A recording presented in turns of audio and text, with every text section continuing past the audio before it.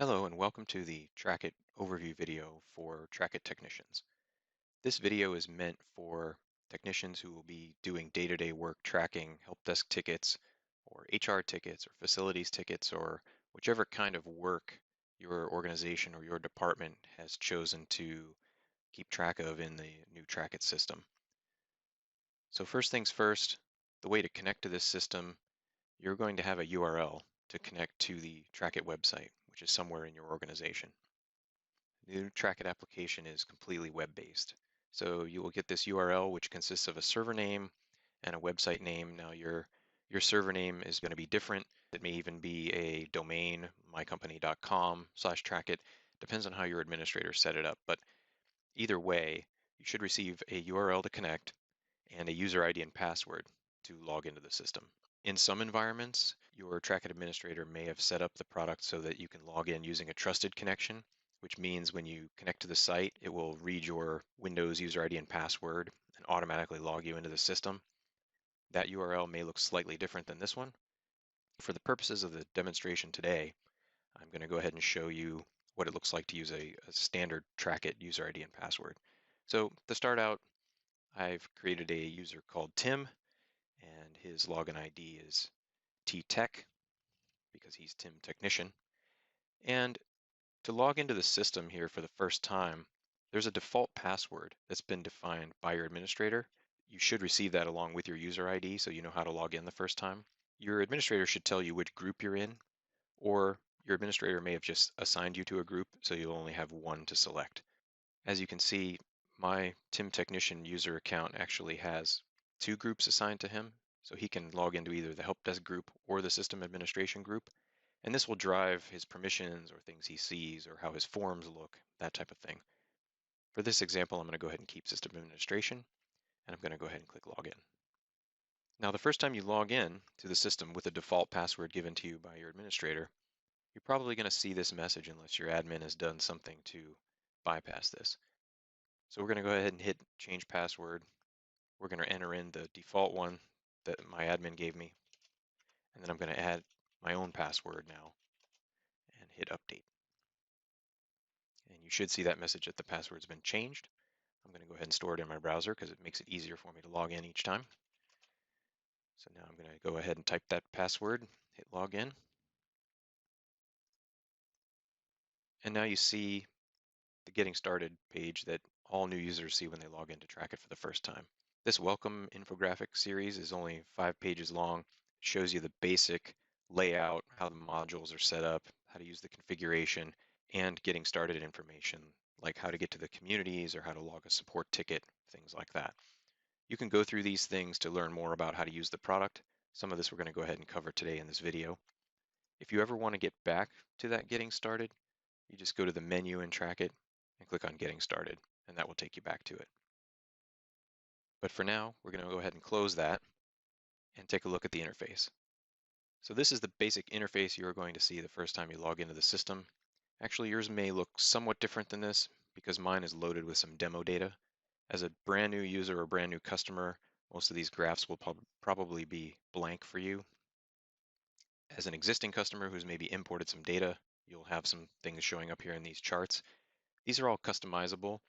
You can change the view, you can change the type of graph, you can change which data appears in here, you can drag these around. There's configuration that you can do to customize these, and this is stored for each technician account, so each person can have their own setup here. If you're interested in learning more about detailed setup of these charts and graphs, check out the video on dashboard customization later on in this series. Some other things to highlight here in the interface. We saw this a moment ago. The main menu is on the left. When you click that, you can see the modules you have access to, the dashboard, which we are on now, other modules that you have permission to, solutions and help desk in this case, reports, product support. This will take you to the BMC support page for our product. Getting started takes you back to that getting started infographic we saw a moment ago. And about Trackit will just tell you your serial number and build number for your product. Sometimes a support representative may ask you for this information to verify what build you're on. Some other things to highlight in the interface here, the announcements button. You will see a red indicator appear here when there are new announcements that your administrator has put in for you. Clicking on that will show you the announcements for you from your administrator. If you click More, it will take you to the Announcements module where you can see all the current announcements and the full detail of those announcements. The Help button here will take you to our online help system for Trackit. And then your user profile drop down here. If you click on it, it tells you a little bit about yourself, your name, your login ID, the group you are in at the moment.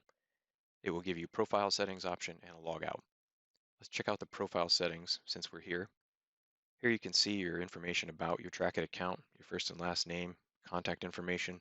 You can also set your availability so that if you're ever out of the office, tickets are not assigned to you while you're not there. You also have the option to change your Trackit password at any time. If you click on this, you'll see a similar dialog to what we saw earlier, and you'll be able to change your password. Two other things you'll want to check out here on the main interface are the global search and our Add New button. The Add New button will allow you to add a new ticket or a new solution from anywhere in the product. As you can see right now, I'm in my profile settings, but I could still click Add New Ticket right from here or Add New Solution. So if I'm modifying my profile and I get an emergency phone call and I need to open up a ticket really quick, I can just click Add New and hit New Ticket. The global search, if we click on that, allows us to use a keyword search to search for solutions, tickets, or assignments that have the words that we're looking for. If you type a few keywords in here and hit search, it will open up the search module and show you all of the items that match that search. Now that we've seen an overview of the interface, let's go ahead and click on our menu here and jump into the Help Desk module to give you a look at what that looks like. So when you first log in to a brand new system, your view will be set to My Open Tickets and you probably don't have anything in there. If you click on this dropdown, you'll see all of the canned views that come with the product, of which you can select any one to see the data in that. So let's go ahead and take all tickets because that will probably have some more information. There we go. So now we see some work order tickets in our view. We click on each one and we see the preview of the information within that ticket, so we don't have to open each one just to get an idea what it's about. There are a lot of options on this view. You can click on these drop downs and change the sort order. You can group on certain fields. You can change which fields show up in this list. You can color code things. You can change filters. There are a lot of different options. If you want to learn more about all the detailed configuration options available in the view, check out the video on grid customization later on in this series. You'll also see some actions here that are available to you on the grid. These are things that you can do to the work order tickets from this grid view. We will talk about those in more detail on the Working with Help Desk Tickets video later in the series. To open one of these, it's very simple. You can double click. The ticket will open in a new tab within the Trackit product. So it doesn't open another browser tab, it actually opens another tab within Trackit. This makes it easy for you to switch back to the help desk and open up another ticket if you need to, in case you need to work on multiple things at one time, or in the case where you're working on a ticket and you need to add a new ticket, the system supports that as well, as it will just open up another new ticket in another tab. Once you're inside this ticket, you can do any kind of editing that you need to do to it. Clicking Save Ticket will save your progress without closing it. You click the little X button in the top right of the tab to actually close the ticket and clear it from your view. Now, closing the ticket out of your view does not complete the work. You actually have to complete the ticket in order to be able to actually close out the work. This X button here just closes the window when you're done working on it. Let's take a look at the Solutions module. The Solutions module looks a little bit different. It is a library of solutions you can use to do research to see if someone else has already solved a particular problem. So let's say somebody calls you and asks about a certain printer issue or a certain error that they're having. You can come in here and try to find that solution by browsing through the different solutions in the tree here. Or you can simply use the keyword search to search for a solution with the particular error message or type of computer system or whatever it is you are trying to fix. You can also add solutions here by using the Add button. The Add button in Solutions allows you to add a new topic, which are the top level headers you see here below, or add a solution underneath that topic.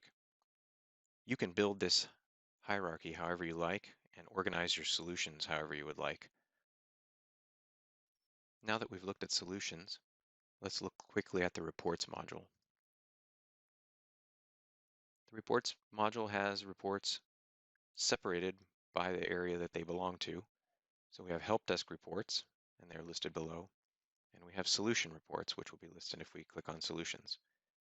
The print preview section contains the reports that will print out when you click the print button within the different modules of the product. So currently, if you go into the help desk and you open up a ticket and you click print, this report is the format of that printed ticket. So back to the help desk reports for a moment. As an example, if you want to edit a report, you can click on the report and click the edit button here.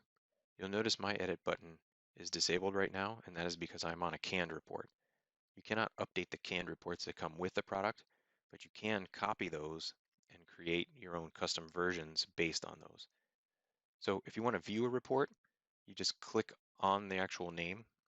When the report viewer comes up, you will most likely receive a date prompt where you can select the date range for the tickets you want to view. Here I will just start at the beginning of the year, and then I'll select a date here, and then it's more recent. I'll click submit, and the report will be generated. So currently I don't have any tickets that were closed between these dates, but if I did, they would appear here in this view. You can also print and export this report. I'm going to go ahead and close this preview. If I want to make a copy of this and edit it, I can just click on the lightning bolt menu here, click copy. A copy is created, and then I can click the edit button. If you're interested in more information on creating, customizing, or editing reports, check out the video on custom reporting later on in the series. One other thing to note is the work order ticket form. This work order ticket form, which we saw a moment ago, this may look different depending on your organization or your group because this form can be customized by your administrator. So these fields on the help desk ticket may not look exactly like the ones on this form here. And that is an overview of the new Trackit interface. For more videos in this training series, you can visit our documentation site at docs.bmc.com. If you forget where the documentation is, you can always click the help link in the upper right-hand corner inside Trackit. Some other useful resources are the Trackit community, where you can talk with other Trackit users and support representatives about how to get the most out of your product. You can reach that site at community.trackit.com.